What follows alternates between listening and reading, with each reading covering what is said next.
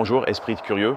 Bienvenue dans ce voyage au cœur de l'une des anxiétés les plus modernes et les plus silencieuses qui soient. Une que vous ressentez probablement en ce moment même sans même vous rendre compte du pouvoir qu'elle a sur vous. Vous est-il déjà arrivé d'être tranquillement chez vous, peut-être en train de lire un livre ou de regarder un film, et tout à coup, vous prenez votre téléphone. Vous voyez les stories de vos amis en soirée, en voyage, en train de rire, et vous ressentez une pointe, un étrange mélange d'anxiété et de tristesse. Cette sensation a un nom, et c'est bien plus qu'une simple envie passagère. Ça s'appelle le FOMO, un acronyme anglais pour Fear of Missing Out, qui se traduit par la peur de rater quelque chose. Aujourd'hui, nous allons décortiquer ce phénomène.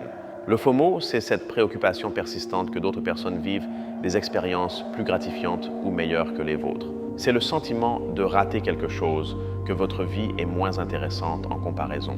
Maintenant, vous pourriez penser que cette peur n'est pas nouvelle, et vous avez raison. Le désir d'appartenir à un groupe et de faire partie de la tribu est un instinct de survie gravé dans notre ADN depuis des milliers d'années. Dans le passé, être exclu du groupe représentait un danger réel. Moins de protection, moins de nourriture, moins de chances de survie. Notre cerveau est programmé pour éviter l'isolement à tout prix. C'est un mécanisme de défense ancestral. Mais que se passe-t-il lorsque cet instinct ancestral rencontre la technologie du 21e siècle? Le résultat est une tempête parfaite. Les réseaux sociaux ont pris cette peur ancestrale et l'ont amplifiée à un niveau que nous n'avions jamais connu auparavant. Votre téléphone n'est pas qu'un simple appareil.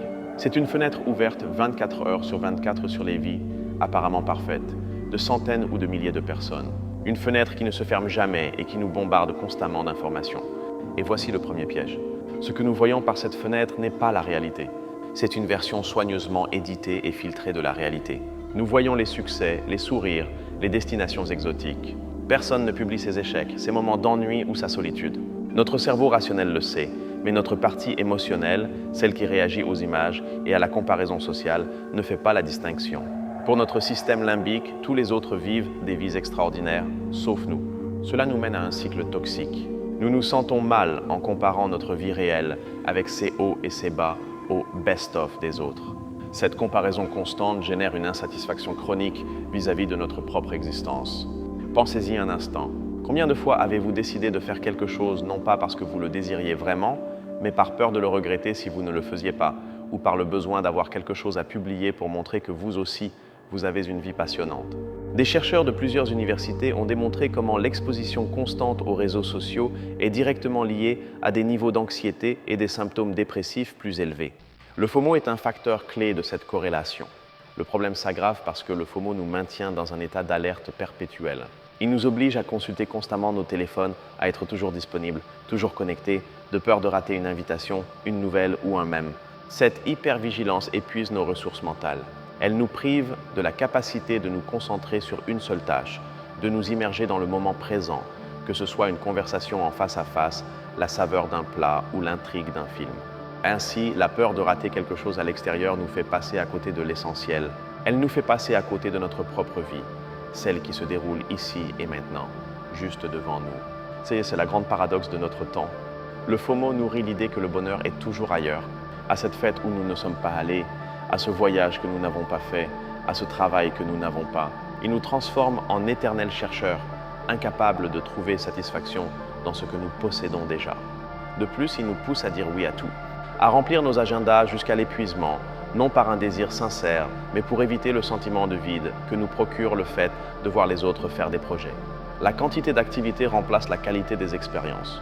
Des études dans le domaine de la psychologie du consommateur montrent que le FOMO est un outil marketing incroyablement puissant. Les offres à durée limitée, les ventes flash, il ne reste que 2 articles, tout cela joue sur notre peur de rater une opportunité. Ils nous poussent à acheter des choses dont nous n'avons pas besoin, à nous inscrire à des cours que nous ne suivrons pas et à accumuler des expériences superficielles juste pour pouvoir les enregistrer et les partager. Nous devenons des collectionneurs de moments au lieu de les vivre pleinement. Mais comment cela fonctionne-t-il au niveau cérébral? Chaque notification, chaque j'aime, chaque nouveau post de quelqu'un que nous suivons libère une petite dose de dopamine, le neurotransmetteur du plaisir et de la récompense. C'est une drogue numérique. Les plateformes sont conçues pour être addictives. Le scroll infini, les notifications, push, les algorithmes qui nous montrent exactement ce qui va le plus nous impacter. Tout est calculé pour nous maintenir accrochés, pour que nous continuions à revenir chercher notre prochaine dose. Et lorsque nous essayons de nous déconnecter, nous ressentons une sorte de syndrome de sevrage. une anxiété, un ennui inconfortable. Nous préférons le bruit numérique constant au silence de nos propres pensées. Un silence devenu terrifiant. Le FOMO n'affecte pas seulement notre santé mentale, mais aussi nos relations réelles. Nous sommes physiquement présents avec nos amis ou notre famille, mais notre esprit est ailleurs, errant dans le monde numérique, vérifiant ce qui se passe d'autre. Cette attention divisée dévalorise nos interactions en face à face. Elle envoie à la personne en face de nous le message qu'elle n'est pas aussi importante que ce qui pourrait se passer sur notre téléphone. Elle érode l'intimité et la connexion authentique.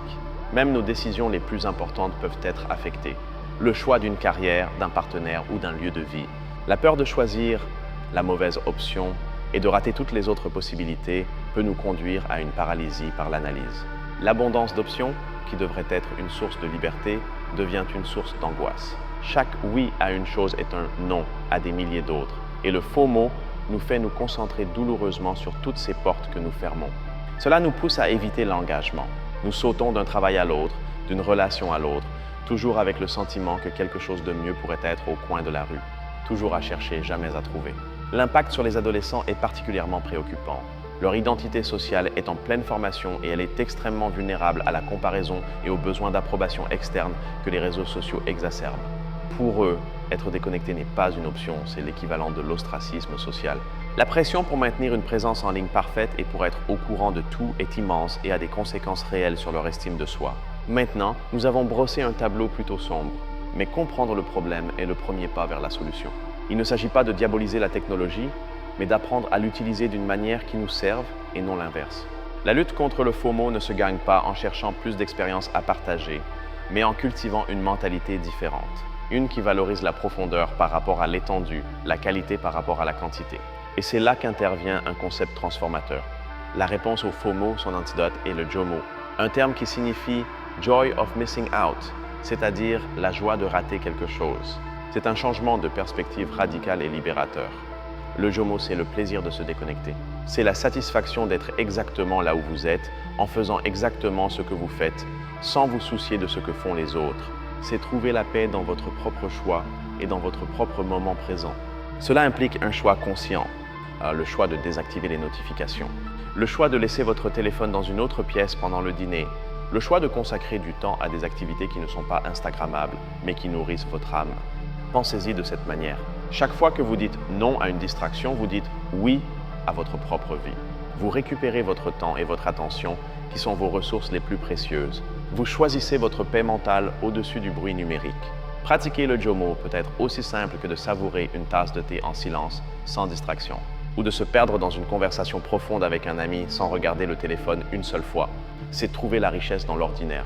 Une technique puissante est la détox numérique. Établir des horaires spécifiques pour consulter les réseaux sociaux au lieu de les laisser vous interrompre tout au long de la journée. Par exemple, 15 minutes le matin et 15 le soir. Une autre stratégie est de changer votre approche des réseaux sociaux. Au lieu de consommer passivement le contenu des autres, utilisez-les activement pour vous connecter. Envoyez un message direct à un ami avec qui vous n'avez pas parlé depuis longtemps. Favorisez la connexion réelle. Il est également crucial de pratiquer la gratitude. À la fin de la journée, au lieu de penser à ce que vous avez raté, concentrez-vous sur 3 choses que vous avez eues et pour lesquelles vous êtes reconnaissant. Cela reconfigure votre cerveau pour qu'il apprécie ce que vous possédez déjà. La pleine conscience ou mindfulness est l'outil ultime. Elle consiste à entraîner votre esprit à s'ancrer dans le présent, en observant vos pensées et vos sentiments, sans les juger. C'est apprendre à être le maître de votre attention. Lorsque vous ressentez cette pointe de FOMO, au lieu de réagir impulsivement, observez-la simplement. Reconnaissez le sentiment, nommez-le, puis laissez-le passer comme un nuage dans le ciel, sans qu'il ne vous entraîne avec lui. C'est une pratique, pas une perfection. Rappelez-vous que la vie de personne n'est aussi parfaite qu'elle le paraît en ligne. Derrière chaque photo de voyage, il y a des heures d'attente dans les aéroports. Derrière chaque photo de fête, il y a une possible gueule de bois. La réalité est toujours plus complexe. Le vrai luxe au XXIe siècle n'est pas d'avoir plus d'options ou d'être partout. Le vrai luxe est la capacité de se déconnecter, d'être présent, de choisir délibérément où vous portez votre attention. C'est le luxe de la profondeur. Au fond, le FOMO naît d'une insécurité, de l'idée que notre valeur dépend de ce que nous faisons ou de notre niveau d'activité. Le remède est de comprendre que votre valeur est inhérente. Vous n'avez pas besoin de faire quoi que ce soit pour être suffisant. La prochaine fois que vous vous sentirez tenté de comparer votre vie, arrêtez-vous.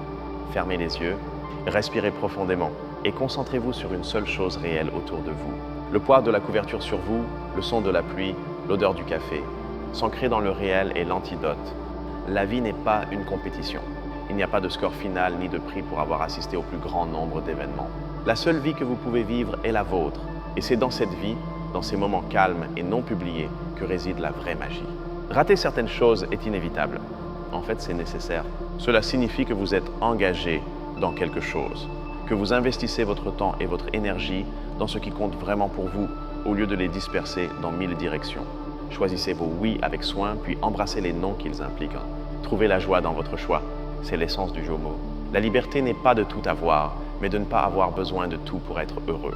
Le FOMO est une prison dont les murs sont faits des vies idéalisées des autres, mais la porte n'a pas de serrure. À tout moment, vous pouvez décider de sortir et de marcher dans le paysage de votre propre et unique réalité. Cette épidémie silencieuse se combat par des actes délibérés de déconnexion. Chaque moment que vous choisissez d'être présent est une petite victoire. C'est un acte de rébellion contre une culture qui vous veut distrait et anxieux. Il ne s'agit pas d'abandonner la technologie, il s'agit de reprendre le contrôle, de l'utiliser comme un outil et non de la laisser vous utiliser. La conscience est la première et la plus cruciale étape de ce processus de libération. La peur de rater la vie des autres est, ironiquement, le moyen le plus sûr de rater la sienne. La vraie abondance ne se trouve pas à l'extérieur, mais dans la capacité d'habiter pleinement le moment présent. Dans un monde qui réclame constamment votre attention, le silence et la concentration sont des super-pouvoirs. Les cultiver vous rendra plus fort, plus calme et, en fin de compte, bien plus heureux que n'importe quel « j'aime ». La prochaine fois que vous ressentirez le FOMO, respirez. Rappelez-vous que c'est une illusion, un tour de votre esprit ancestral dans un monde nouveau. Ce n'est pas vous, c'est votre programmation. Et vous avez le pouvoir de réécrire ce code. Recherchez la connexion, pas seulement la connectivité. Appelez un ami au lieu de simplement regarder ses stories. Organisez une vraie rencontre. Les interactions authentiques sont l'antidote le plus puissant contre la solitude qui nourrit le FOMO. La vraie vie est désordonnée, parfois ennuyeuse et pas toujours photogénique. Et c'est normal. Embrasser l'imperfection de votre propre vie est un acte d'amour-propre radical dans un monde obsédé par la perfection. Au final, la question n'est pas « qu'est-ce que je suis en train de rater ?» La question vraiment importante est « de quoi suis-je en train de profiter en ce moment ?» Changer la question change complètement la façon dont vous vivez votre vie. Alors, je vous invite à essayer. Choisissez un moment aujourd'hui pour pratiquer le Jomo. Rangez votre téléphone, regardez autour de vous et plongez-vous dans l'expérience d'être vivant ici et maintenant sans avoir besoin de prouver quoi que ce soit à qui que ce soit. C'est le point de bascule, le moment où vous réalisez que le FOMO vous vend une promesse vide. La promesse que le bonheur est ailleurs, avec quelqu'un d'autre, en faisant autre chose. C'est une course sans fin, un tapis roulant qui vous épuise mais ne vous mène nulle part. La vraie révélation était de comprendre que la ligne d'arrivée n'est pas à l'extérieur, mais à l'intérieur de votre propre capacité à être présent. Les grands philosophes, des stoïciens aux bouddhistes, en ont parlé pendant des siècles, bien avant l'existence des smartphones. La source de la souffrance est le désir d'être ailleurs que là. Ce qui a changé, ce n'est pas la sagesse, mais l'ampleur du défi. La technologie moderne a créé la machine de distraction la plus parfaite de l'histoire, conçue pour détourner notre attention avec une efficacité implacable. Résister à cette machine n'est pas facile. Cela demande de l'intention, de la discipline et du courage. Le courage d'être seul avec soi-même. Le courage d'accepter que votre vie telle qu'elle est déjà complète et digne d'être vécue. Ne laissez pas la peur de rater des moments mis en scène vous faire perdre la texture réelle de votre existence. Le goût du café le matin, la chaleur du soleil sur votre peau, le son du rire d'un être cher. Ce sont les choses réelles. Le FOMO vous vole le présent pour vous vendre un futur imaginaire qui n'arrive jamais. Le JOMO vous rend le présent comme le seul cadeau que vous possédez réellement. Le choix entre l'anxiété et la paix vous appartient à chaque instant. Le monde continuera de tourner si vous ne voyez pas cette story Instagram. L'événement aura toujours lieu si vous n'y êtes pas. Mais votre vie, votre moment présent n'arrive qu'une fois. Et cela n'arrive qu'avec vous comme protagoniste.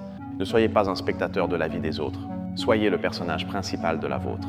Même si votre histoire est plus calme, plus subtile et moins spectaculaire, c'est la seule qui compte parce qu'elle est authentique.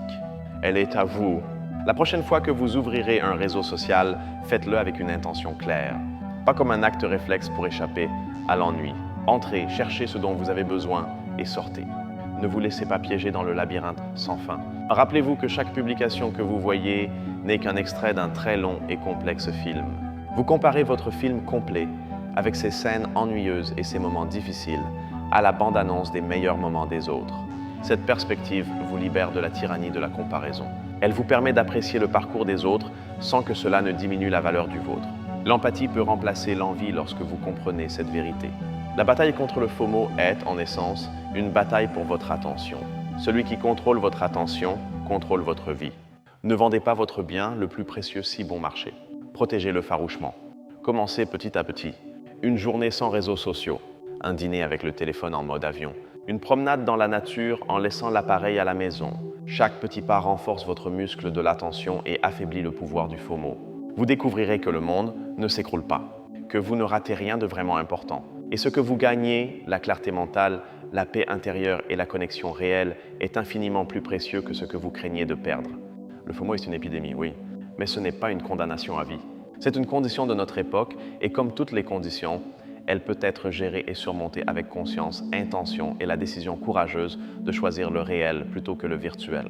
Alors, la prochaine fois que cette anxiété vous frappera, souriez. Reconnaissez-la comme un signal qu'il est temps de vous déconnecter de l'extérieur et de vous reconnecter à vous-même. C'est un appel à rentrer chez vous, à votre propre présent. Vous n'êtes pas seul dans cette lutte. Des millions de personnes à travers le monde ressentent exactement la même chose que vous. C'est un sous-produit de l'architecture de notre monde numérique. Mais ensemble, nous pouvons apprendre à mieux le naviguer. Au final, la meilleure histoire que vous pourrez raconter ne sera pas celle des événements auxquels vous avez assisté, mais celle de la façon dont vous avez appris à être en paix avec vous-même, peu importe ce que le reste du monde faisait. C'est le véritable objectif. Non pas une vie remplie de moments à publier, mais une vie remplie de moments pleinement vécus. Une vie de présence, de sens et d'une paix qu'aucune notification ne peut vous donner ni vous retirer. En résumé, le FOMO vous piège dans un cycle de comparaison et d'anxiété, vous faisant sentir que votre vie n'est jamais suffisante. C'est une illusion créée par la technologie qui exploite une très ancienne vulnérabilité humaine. La solution n'est pas plus d'activité, mais plus d'intentionnalité.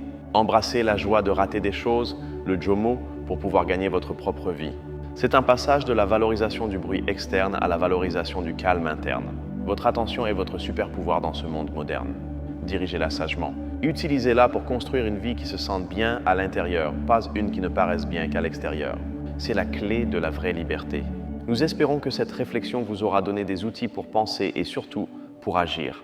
La connaissance sans action n'est qu'une donnée de plus. La vraie transformation commence par un petit changement aujourd'hui. Merci de nous avoir accompagnés dans ce profond voyage au cœur de la psychologie de notre temps, d'avoir consacré votre précieuse attention à explorer ces idées avec nous. Ce fut un honneur de partager cet espace avec vous. Si cette vidéo vous a fait réfléchir, abonnez-vous pour ne pas manquer nos futures analyses. Et dites-nous en commentaire, quelle est votre stratégie personnelle pour combattre le FOMO? Nous lisons chacune de vos histoires